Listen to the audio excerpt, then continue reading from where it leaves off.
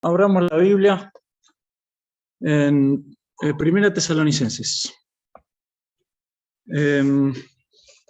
Quisiera que gastemos unos minutos, que en realidad con la gracia del Señor será invertir los minutos, no gastarlos, en estudiar la palabra.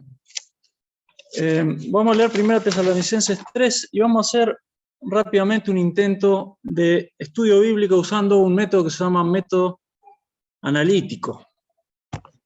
No hay que asustarse del nombre ni pensar que es una cosa muy compleja, pero uno a veces, en general, hasta inconscientemente, uno tiene alguna metodología. Primera Tesalonicenses 3, y por supuesto el objetivo del estudio bíblico no es llenar la cabeza, sino conocer al Señor. Tuvimos la oportunidad este fin de semana con la Cele de encontrarnos con un matrimonio de Honduras, hondureño, muy amables, muy alegres, y nos decían que ellos tienen la Biblia abierta en su casa. Tenía una estampita y tenía varias cosas, y le preguntamos si la leían, y nos dijo, eso nos falta, leerla. Entonces le dijimos, bueno, la Biblia es la carta de Dios para nosotros. Entonces un paso más que podrían dar, ya que la tienen abierta en su casa porque eran religiosos, es leerla. Nosotros tenemos la bendición y la oportunidad de leer la palabra, pero quisiera que hagamos una prueba sencilla y quizás conozcamos un poco, probablemente muchos ya lo conocen, no tiene nada de misterioso, pero hay varias maneras de estudiar la Biblia. A veces uno puede estudiar de manera temática, porque uno busca en la Biblia todo lo que la Biblia dice sobre un tema. Es la manera en la que uno puede construir una doctrina que dice la Biblia sobre el Espíritu Santo. Uno no puede agarrar un solo texto, uno tiene que agarrar todos los textos y ver, digamos, qué es lo que quiere decir, o, por ejemplo, de cualquier doctrina, de la Trinidad, por ejemplo, una doctrina fundamental, de la salvación. Es una de las preguntas más importantes que uno se puede hacer. ¿Qué dice la Biblia? ¿Cómo puedo hacer yo para ir al cielo, para no perderme? Entonces uno puede encontrar la salvación en una pequeña porción, pero a medida que uno conoce al Señor y crece y uno pasa años en la fe, uno profundiza en la palabra. Ser metódico no necesariamente implica que uno pierda la espontaneidad, que uno pierda la creatividad, que uno limite al Espíritu Santo, al contrario, digamos. Nosotros vemos muchas cosas en las cuales los apóstoles, los creyentes, el Señor Jesucristo han sido metódicos, han sido ordenados, y hay algunas cosas que la Biblia no las pone como ley, pero una de las opciones que nosotros tenemos y que a veces hasta inconscientemente quizás utilicemos para estudiar la Biblia es lo que vamos a llamar el método analítico. Y vamos a hacer una prueba sencilla de estudiar este pasaje usando el método analítico. Lo primero que vamos a hacer es leer el pasaje. Primera Tesalonicenses 3. Es más fácil el estudio bíblico con la Biblia en papel que con la Biblia en el celular. Pero, por supuesto, tenemos lo que tenemos. Si uno tiene la computadora, que la pantalla es más grande, es más fácil todavía que con el celu. Y, por supuesto, si uno está en su casa, uno puede tener dos Biblias, o el celu y la compu, o el papel, y papel para escribir. Pero bueno, digamos, ahora tenemos una media hora, el tiempo que tengamos, y vamos a tratar de probar, ensayar cómo sería un método. Yo después tengo unas hojitas para darle más o menos con el resultado de algo que se puede obtener. Y por supuesto, digamos, uno utiliza lo que tiene. Ahora tenemos el tiempo acotado, tenemos la distancia, a veces tenemos la Biblia en el celular, pero bueno, utilicemos lo que tengamos a la mano. Primera Tesalonicenses 3. Al leerlo, fíjense si ustedes pueden detectar los párrafos que hay en el texto. Miren, dice así: por lo cual, no pudiendo soportarlo más, acordamos quedarnos solos en Atenas. Y enviando a Timoteo, nuestro hermano, servidor de Dios y colaborador nuestro en el Evangelio de Cristo, para confirmaros y exhortaros respecto a vuestra fe, a fin de que nadie se inquiete por estas tribulaciones, porque vosotros mismos sabéis que para esto estamos puestos. Porque también estando con vosotros os predecíamos que íbamos a pasar tribulaciones, como ha acontecido y sabéis. Por lo cual también yo, no pudiendo soportar más, envié para informarme de vuestra fe, no sé que hubiese tentado al tentador y que nuestro trabajo resultase en vano. Pero cuando Timoteo volvió de vosotros a nosotros y nos dio buenas noticias de vuestra fe y amor, y que siempre nos recordáis con cariño, deseando vernos, como también nosotros a vosotros, por ello, hermanos, en medio de toda nuestra necesidad y aflicción, fuimos consolados de vosotros por medio de vuestra fe. Porque ahora vivimos si vosotros estáis firmes en la fe.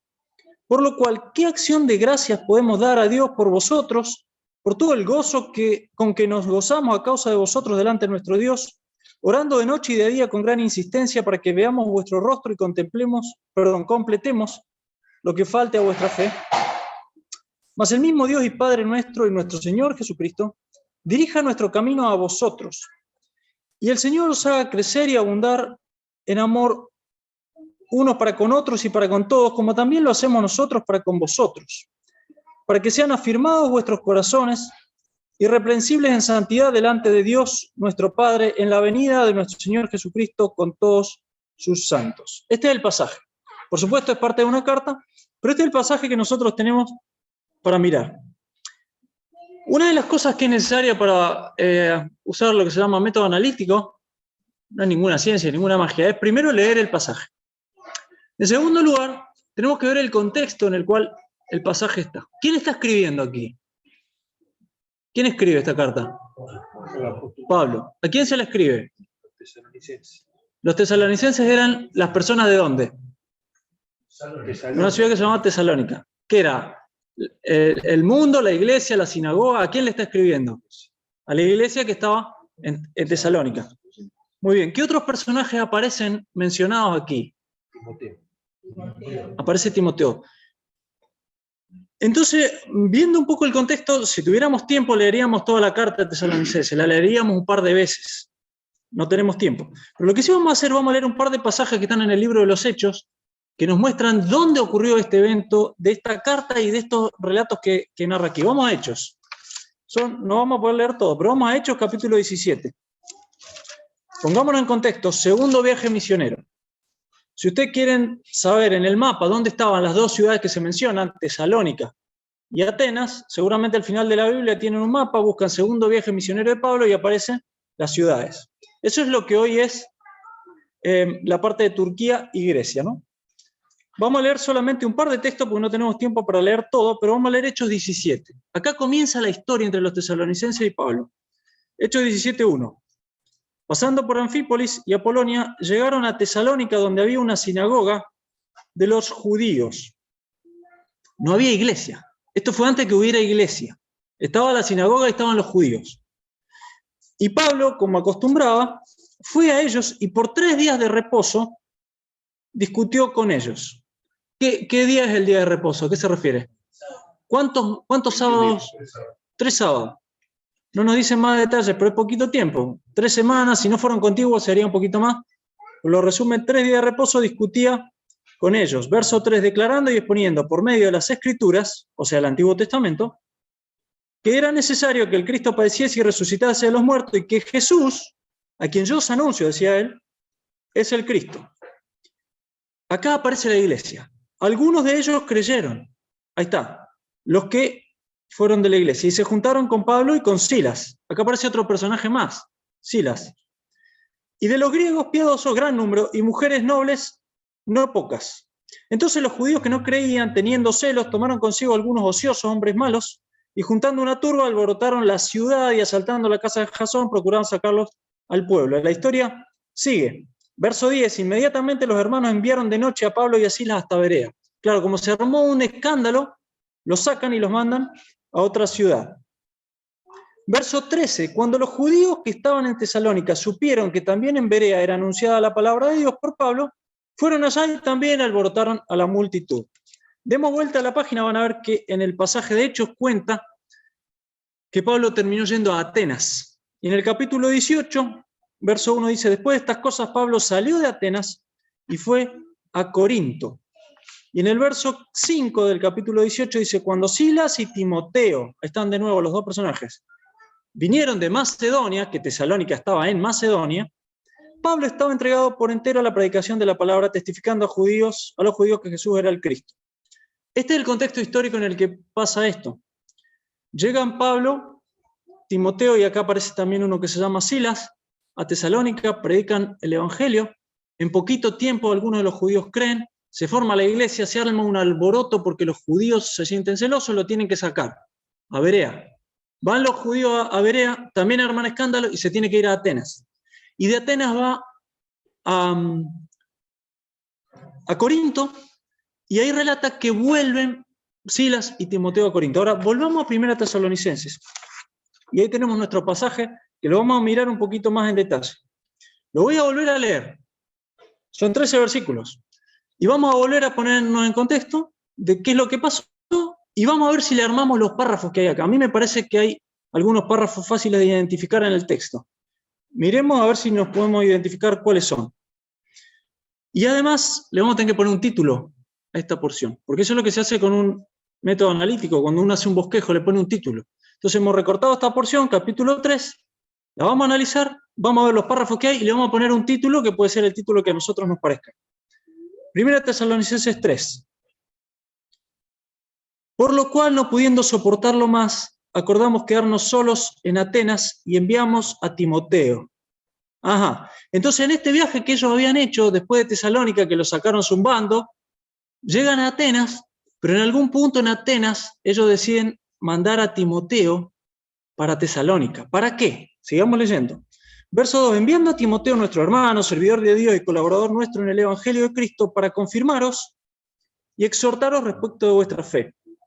Ahí lo envían. A fin de que nadie se inquiete por estas tribulaciones, porque vosotros mismos sabéis que para esto estamos puestos. Porque también, estando con vosotros, unos días antes, unas semanas antes, os predecíamos que íbamos a pasar tribulaciones como ha acontecido y sabéis. De hecho, los echaron de Tesalónica, los echaron de Berea y se tuvieron que ir también de Atenas. Por lo cual, también yo, no pudiendo soportarlo más, envié para informarme de vuestra fe. No sé que hubiese tentado al tentador y que nuestro trabajo resultase en vano. Pero cuando Timoteo volvió, ahí está lo del capítulo 18, cuando cuenta que estando en Corinto, de Macedonia, de Tesalónica, Timoteo vuelve. Verso 6, cuando Timoteo volvió de vosotros a nosotros, y nos dio buenas noticias de vuestra fe y amor, y que siempre nos recordáis con cariño, deseando vernos como también nosotros a vosotros, por ello, hermanos, en medio de toda nuestra necesidad y aflicción, fuimos consolados de vosotros por medio de vuestra fe. Porque ahora vivimos si vosotros estáis firmes en el Señor. Por lo cual, ¿qué acción de gracias podremos dar a Dios por vosotros, por todo el gozo con que nos gozamos a causa de vosotros delante de nuestro Dios? Orando de noche y de día con gran insistencia para que veamos vuestro rostro y completemos lo que falte a vuestra fe. Mas el mismo Dios y Padre nuestro y nuestro Señor Jesucristo dirija nuestro camino a vosotros. Y el Señor os haga crecer y abundar en amor uno para con otros y para con todos, como también lo hacemos nosotros para con vosotros, para que sean afirmados vuestros corazones, irreprensibles en santidad delante de Dios nuestro Padre, en la venida de nuestro Señor Jesucristo con todos sus santos. Muy bien, entonces, avanzando en este sencillo método analítico, hemos hecho esto. Leímos 2 veces la lectura, investigamos un poco el contexto en el que sucede, aunque el tiempo no nos da para leer toda la carta de Tesalonicenses. Leímos 2 veces el pasaje y le vamos a poner un título a este pasaje. ¿Qué título le podemos poner? No existe un título fijo, la Biblia no le pone, pero yo le puse uno y entre todos, ¿qué título le podríamos poner a toda esta porción? ¿Qué se le ocurre? Acción de gracias. Acción de gracias podría ser un tema. ¿Qué más? A ver, agrandémoslo. Acción de gracias y algo más. ¿Qué le ponemos? Acción de gracias, ¿por qué? Por la fe de los hermanos. Acción de gracias por la fe de los hermanos. Es buena esa. ¿Algo más le podemos poner? ¿Lo podemos agrandar más? La soberanía de Dios en las dificultades. Muy bien, ese tiene otro enfoque. Porque es algo también que en el fondo es la base de la acción de gracias, soberanía de Dios en las pruebas. Claro que también, si nosotros tenemos en cuenta el pasaje de Hechos, con todo el desastre y los problemas, ahí se ve más la soberanía de Dios. Y si nosotros solo nos enfocamos aquí, no sabríamos, digamos, o el contexto muestra menos la causa de la soberanía de Dios, pero el contexto completo sí lo muestra. Porque acá Pablo está preocupado por las noticias y vienen y nos dicen buenas noticias. Aunque viendo el contexto completo sabemos un poco más lo que pasó. ¿Alguna otra sugerencia de título? Muy buena, digamos. El mío es otro distinto, pero son buenas esas opciones. Yo le puse buenas noticias de tierras lejanas. ¿Qué sucedió? Pablo estaba en Atenas, estaba preocupado, manda un mensajero, le vienen buenas noticias, se regocija y dice todo. Pero también acción de gracia por la fe de los hermanos es otro título. ¿Cuántos párrafos les parece grandes que tiene este pasaje, más o menos? ¿Cuáles son los temas grandes? Algunas Biblias tienen una sangría que te marca los párrafos. No sé si la de ustedes tienen. No, 3 párrafos tenemos. ¿Cuáles serían? O 4.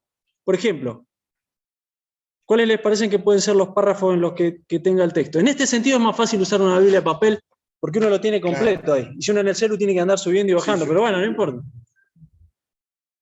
¿Cuáles son los 3 párrafos que vos ves, Esteban? Sí.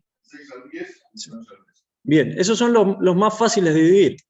El párrafo del 1 al 5, ¿de qué habla? Es más, si le ponemos un título al párrafo 1, que es del 1 al 5, ¿qué podría ser? Fíjense, ahí sería que Pablo envía a Timoteo en el viaje. El párrafo de 6 al 10, ¿cuál sería el título? Que Timoteo le llega con buena noticia, exactamente. Y el párrafo del 11 al 13 le podríamos hacer que él desea un nuevo viaje y ruega al Señor que hasta tanto eso suceda, el Señor les haga crecer. Bueno, yo tengo armado acá el bosquejo, así se ve, y tiene 3 párrafos grandes. Los que están conectados no van a poder tener, pero yo les voy a repartir. Y no vamos a alcanzar a verlo todo por cuestión de tiempo, pero van a ver que los 3 párrafos grandes que hay ahí son de esos, justamente, de esos 3 que vimos. Y yo le puse un título que es más o menos como puede ser. Más o menos como dijimos. El 1 es viaje de reconocimiento y confirmación. El segundo párrafo es resultado del viaje. Y el tercer párrafo es hasta el próximo viaje, confiando en la gracia de Dios. Obvio, no nos va a dar el tiempo para ver todo, pero vamos a empezar a avanzar. Y esto es algo que uno puede construir yendo de a poquito. Uno ya hizo el esquema grande. Hay un título, que es Acción de Gracia por la Fe de los Hermanos, o como le puse yo, Buenas Noticias de Tierras Lejanas. Hay 3 párrafos grandes, viaje, reconocimiento y confirmación, resultado del viaje, y hasta un próximo viaje. Y los títulos pueden ser otros, digamos, pero es la manera en que uno se organiza y ve el texto. Y fíjense que ahí arriba, en la hojita que yo les di, hay como 3 cuadraditos en la primera línea, después de la cita, que dice lectura, contexto inmediato, es decir, el contexto inmediato es la propia carta, y el contexto mediato es toda la Biblia, que nosotros fuimos a Hechos, que es donde ocurrió la historia durante el segundo viaje misionero, y al final dice bosquejo. Entonces, cuando uno hace un estudio así analítico, lo que uno hace es lo lee, mira el contexto, trata de dividir el texto más o menos en párrafos, y trata de hacer un bosquejo. El bosquejo básicamente es una pequeña estructura con los párrafos grandes. Y si uno puede, arma, ven que ahí en la hojita tenemos la letra A grande, B y C, y adentro tenemos como pequeñas divisiones de los párrafos. Es como ir viendo un poco a medida que va avanzando el texto qué es lo que sucede. Entonces miremos un poquito más adentro en este primer párrafo del viaje de reconocimiento y confirmación. El punto AA. Yo le puse por título Precio a pagar. El equipo debía separarse. Fíjense que el verso 1 dice, por lo cual, no pudiendo soportarlo más, acordamos quedarnos solos en Atenas. Lo que sucede con Pablo es que él dice, él tenía un equipo y había mucho trabajo para hacer, pero él dice, no, vamos a tener que enviar a alguien, porque necesitamos ver qué es lo que está pasando allá. Y ahí yo anoté en negrita, ven que hay unas frases con negrita que dice lección del versículo 1. Todas esas cosas que dice el simbolito numeral y lección no serían parte del bosquejo. Yo las metí adentro del bosquejo como unas enseñanzas. Pero si ustedes sacan eso, les queda el esqueleto de cómo sería un bosquejo de esta porción. Pero una lección que nosotros tenemos ahí es que la obra del Señor está por encima de la obra propia. Una vez sirviendo al Señor, como estaba Timoteo y Silas todos juntos, Pablo tuvo que evaluar y decir, voy a tener que separar el equipo porque es necesario cuidar la obra del Señor allá en Tesalónica, y lo manda a Timoteo, por más que él sabía que cerca le hacía falta, que estaba junto, que le animaba, pero él dice, no, es necesario que Timoteo vaya. Y hay veces en los que uno tiene que elegir entre lo bueno y lo mejor. Entonces una lección que uno puede pensar de aquí es que hay que pagar un precio. En este caso era que su equipo de trabajo tenía que separarse por ir a velar por los intereses del Señor en otro lugar. Versículo 2. Le podríamos poner el versículo 2 habla, como dice el punto B, la persona comisionada para el viaje. En este caso era Timoteo. El verso 2 dice, enviamos a Timoteo, nuestro hermano, servidor de Dios y colaborador nuestro. Entonces, al ir haciendo el bosquejo, nosotros vamos como encontrando las partes que tiene el texto y le ponemos un pequeño título que es nuestra manera de analizarlo, de darle vuelta al texto, de entenderlo, de digerirlo. Al ponerle forma, nosotros lo incorporamos, lo entendemos, lo analizamos y nos deja más enseñanza y le vamos destilando las cosas que tiene. Entonces, el verso 2 podríamos ponerle un título que es persona comisionada para el viaje. Y también nos hace pensar en una lección. ¿Soy comisionable yo si me tienen que encargar una tarea para la obra del Señor? Fíjense que Pablo no manda a cualquiera. Él hace el esfuerzo de partir el equipo, pero sabe que es una persona a la que puede confiar. Y le dice, les enviamos a Timoteo, hermano, servidor de Dios y colaborador nuestro en el Evangelio. Incluso lo manda con una misión que no cualquiera podía hacer. Si yo hubiera sido parte del equipo de Pablo, ¿me hubiera podido mandar a mí? ¿Me hubiera podido mandar a mí? Pablo no podía ir él, pero tenía que mandar a alguien a quien confiara. Y acá había un Timoteo que tenía esa cualificación para poder ir. Verso 3. Perdón. Punto 3, sería el C, el propósito de la misión. Uno ve esto en los versículos 2 y 5. En el verso 2 dice que era confirmar y exhortar a los tesalonicenses, y en el verso 5 era informar a Pablo a su regreso. Ven que en el 5 dice, no pudiendo soportar más, envié para informarme de vuestra fe. Este era el propósito del viaje. Pablo necesitaba saber cómo estaba la obra para saber qué hacer, pero también el verso 2 dice que lo envió a Timoteo para confirmar y exhortar. Entonces, en este punto C encontramos el propósito de la misión. Fíjense que yo ahí anoté que confirmar y exhortar es como fortalecer, es como empujar para ir hacia adelante. Es decir, se están quedando, darle un empujón. No es lo mismo que consolar. Yo puse, a veces consolar es mirar para atrás lo que pasó y tratar de sanar. Y exhortar y afirmar es mirar hacia el futuro y fortalecer el presente. Entonces, para eso lo envía a Timoteo. Esa era la misión. En el punto D, tenemos el problema en cuestión. ¿Por qué suscitó todo esto? Bueno, porque las tribulaciones podrían haber golpeado tan duro a la iglesia en Tesalónica que se hubieran desanimado. Eso es lo que nos muestra, todos los versículos 3 al 5, que nadie se inquiete por estas tribulaciones. Tenía miedo que si el tentador los hubiera tentado, ustedes se hubieran desanimado y el resultado resultase en vano. Este era el problema que suscitó todo este partir el equipo y enviar a un mensajero. Fíjense, yo anoté 2 lecciones más ahí. En primer lugar, el camino del creyente tiene dificultades. Vieron que el verso 4 dice, les predecíamos que íbamos a pasar tribulaciones. Es parte de la vida del creyente. El verso 3 dice que nadie se inquiete por estas tribulaciones. Esto es parte de lo que a veces pasa. Que uno esté en una situación difícil no es indicio necesariamente de que Dios no aprueba. Hay veces que puede ser castigo o disciplina, pero acá Pablo dice, no, esto eran las tribulaciones que nosotros les predecíamos. Ahí yo puse algunos textos más que complementan la idea, pero bueno, ustedes después los pueden buscar. El verso 4 también nos da otra lección para pensar que es que no hay que escapar de las responsabilidades, no desoír el mandato del Señor, aunque haya dolor. Vieron que Pablo les recuerda, nosotros les predecíamos que siguiendo este camino iba a haber problemas, pero eso no nos hizo retroceder. A nosotros tuvimos problemas en Tesalónica y fuimos a Berea. Y tuvimos problemas en Berea y nosotros seguimos. Y ustedes, hermanos, tienen que hacer lo mismo. Entonces Pablo les dice, miren, hermano, esto es parte de nuestra tarea. Y es para nosotros hoy día una lección también para aprender. Y el punto E nos dice el propulsor del envío, es decir, el motivo del envío. ¿Qué es lo que impulsó, lo que fue la turbina, el propulsor de esto? El profundo amor por los tesalonicenses. Bien que el verso 1 dice, no pude soportarlo más, y el verso 5 no lo pude soportar más. ¿Por qué no lo podía soportar? porque él los amaba a los hermanos, porque él tenía temor de su estado espiritual, a él le pesaba en el corazón. Y además yo puse que en el contexto inmediato anterior, en el capítulo 2, uno tiene también varios indicios de este amor. En el capítulo 2:7 dice, fuimos entre vosotros tiernos, como la nodriza que cuida con ternura a sus propios hijos. Es como la madre de leche, ¿no?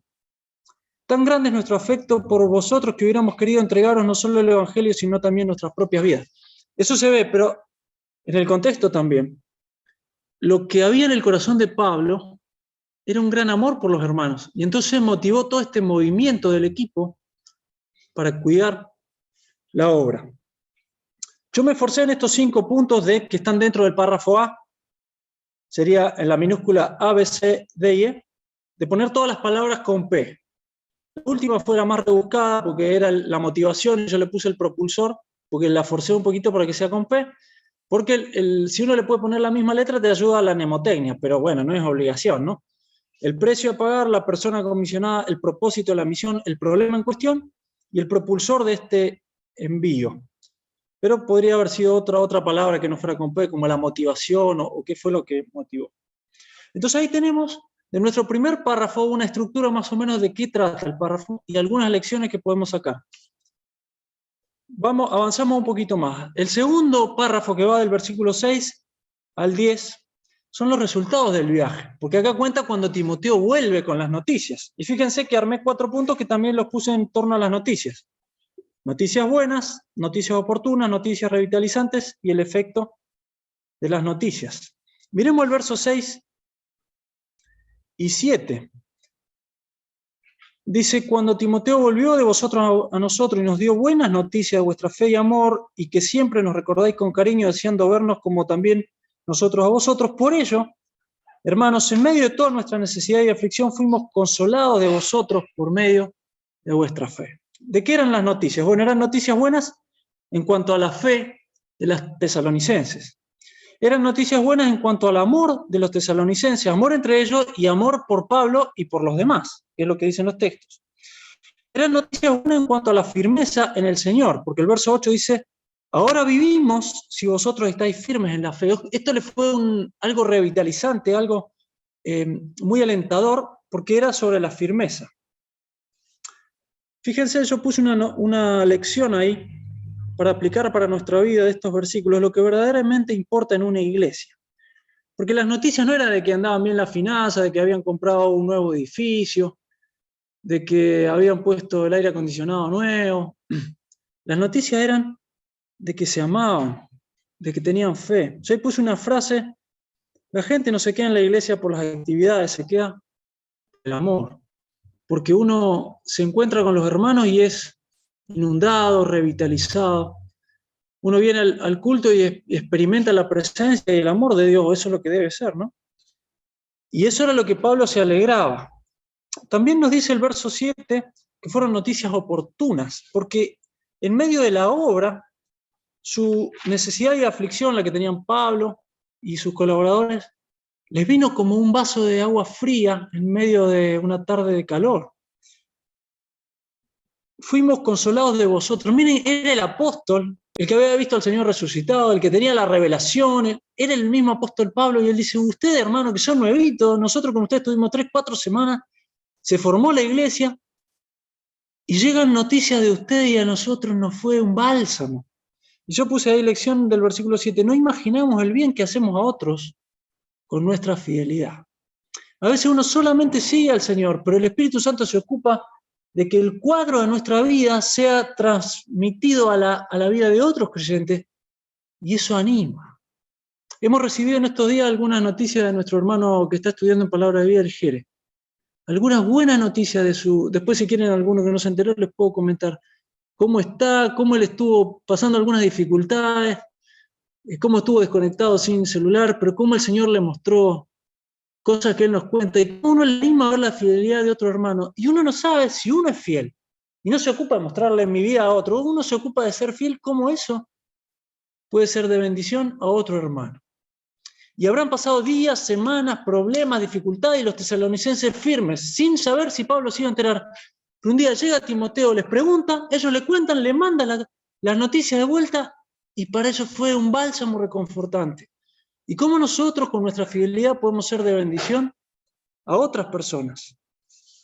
El verso 8 nos da noticias revitalizantes para Pablo y los demás, porque dice, ahora vivimos si vosotros estáis firmes en el Señor. Ahora esto me hace pensar qué era lo que revitalizaba a Pablo. ¿Cuál es la causa de nuestra alegría? Yo puse ahí un par de ejemplos de cosas triviales. La vida me sonríe. En un pantalón viejo me encontré 100 pesos o 1000 pesos en el bolsillo. Eso puede ser algo trivial. Estoy feliz porque en tal o cual casa electrodoméstico están haciendo 2x1 en televisores para ver el mundial. O cualquier cosa que uno pueda considerar que es, oh, qué bien que me fue en esto. Pero acá Pablo dice, ¿saben lo que me revitaliza a mí? Que ustedes están firmes en el Señor. ¿Cómo estaba cifrada su riqueza? ¿Cómo él tenía distribuida, diversificada su inversión? Su gozo estaba en la obra del Señor, su esperanza puesta en lo que al Señor le agrada.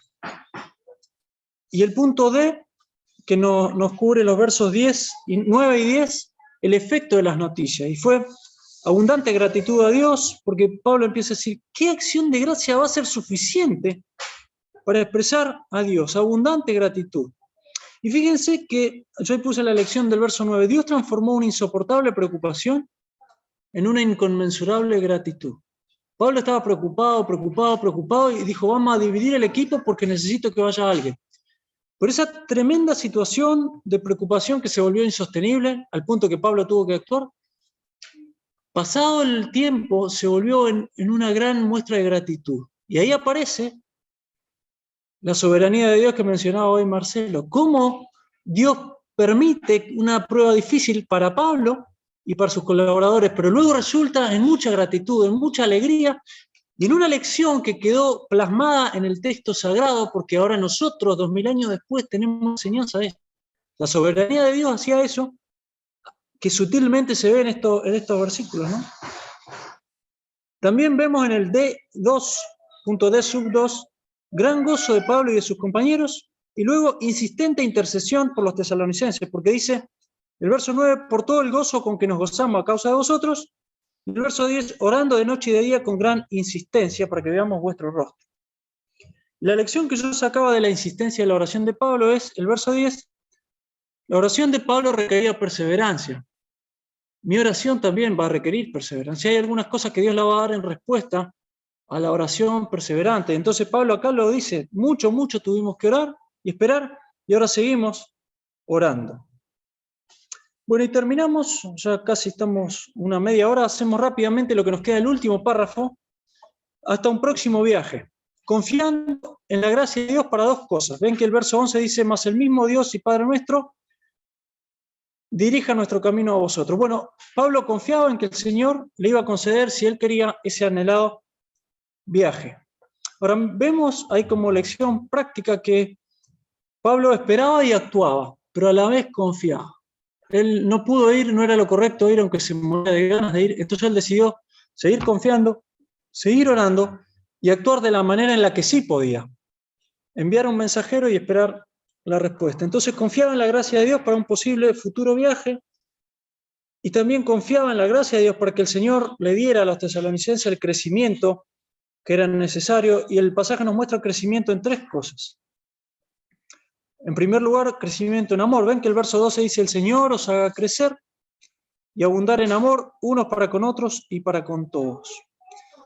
El amor es el vínculo principal dentro de la iglesia. Yo puse un par de ejemplos, los líderes y los liderados, los padres y los hijos espirituales, esto era lo que los vinculaba a ellos, es el amor, el principal vínculo. Ahora, el amor es también producto de la segunda cosa del crecimiento, que es firmeza interior. Ven que el verso 12 dice, os haga abundar en amor para que sean afirmados vuestros corazones. A veces no nos es tan fácil ver la vinculación, pero el verso 13 dice que para ser afirmado el corazón tiene que pasar lo que dice el verso 12, que crezcan y abunden en amor. Hay que crecer en la doctrina, hay que conocer la palabra, Yo no propongo yo, pero estamos ejercitando un método para estudiar la palabra, que es el método analítico, que ir viendo pedacito por pedacito, después de ver un bosquejo grande, cómo estudiar la palabra. Por eso, ¿para qué lo hacemos? Para que eso se traduzca en amor, para que Dios nos haga crecer en amor. Y verdadero amor en crecimiento va a producir el segundo efecto, que es crecimiento en fortaleza interior. El verso 12 dice, crecer y abundar en amor. Verso 13, ¿para qué sean afirmados vuestros corazones? Y esto dará resultado, en última instancia, en un tercer crecimiento, es crecimiento en santidad, con miras a la segunda venida de Cristo. Porque esto dice irreprensible en santidad en la venida de nuestro Señor. Fíjense que la meta es alta, porque es a los ojos de Dios, la altísima meta a la que aspiramos para aquel día es ser santos a los ojos de Dios. Dios está trabajando en nuestros corazones hoy para hacer que nosotros seamos personas santas, personas puras, y eso indefectiblemente requiere amor. La santidad y el amor no son cosas distintas. Al contrario, en Dios están tan mezclados. El amor verdadero es el principal mandamiento. Entonces uno no puede ser santo y no amar, porque de hecho uno está violando el principal mandato. Uno crece en amor, crece en firmeza en la sana palabra, y eso va limpiando la vida en todos los aspectos de la vida. Y esa era la oración de Pablo para los creyentes, que crezcan. Si podían tener un buen aire acondicionado en la iglesia, bienvenido sea, pero lo que él le alegraba y oraba era que crecieran en amor, que crecieran en firmeza en la palabra, que crecieran en santidad de vida. Y esto fue también una gran bendición para Pablo, que hizo crecer seguramente a Pablo, que hizo abundar en gratitud y en alabanza al mismo apóstol, y que a nosotros nos deja, tantos años después, muchas lecciones para seguir conociendo al Señor. Muy bien, nos quedamos entonces así, con estos pensamientos. Tenemos ahí algunos textos más para seguir meditando y estudiar un poquito más, y también algo que después podemos agrandar, enriquecer o darle alguna forma o cambiarle algún título. Pero quiere el Señor que las lecciones destiladas de este pasaje puedan ser llevadas a la práctica en nuestra vida. Amén. Oramos y terminamos. Señor, muchas gracias. Te damos nuevamente por tu palabra, por poder verla, por poder entenderla. Sin ser nosotros grandes sabios ni eruditos, podemos comprender este lenguaje que nos has dado y penetrar en tu enseñanza. Y gracias, Señor, porque estas dificultades que pasaron por el corazón de Pablo, por el sufrimiento y el esfuerzo y el cansancio de Timoteo, de Silas, nos llegan a nosotros para poder mostrarnos mejor por medio de tu Espíritu cómo vivir nuestra vida cristiana, cómo crecer en el conocimiento de tu palabra, crecer en amor unos por otros, en firmeza, en santidad. Te pedimos que nos guíes, Señor, que nos enseñes a amar tu palabra, a penetrar en ella y a poder también llevarla a la práctica para hacer una luz en donde estamos, cuando conscientemente nos damos cuenta que anunciamos tu verdad y cuando no nos damos cuenta de qué puede ser que resulte, pero tú haces que nuestra vida pueda ser de bendición también para otros. Nos ponemos en tus manos, Señor, agradecidos en el nombre de Jesús. Amén. Amén. Muy bien, muchas gracias.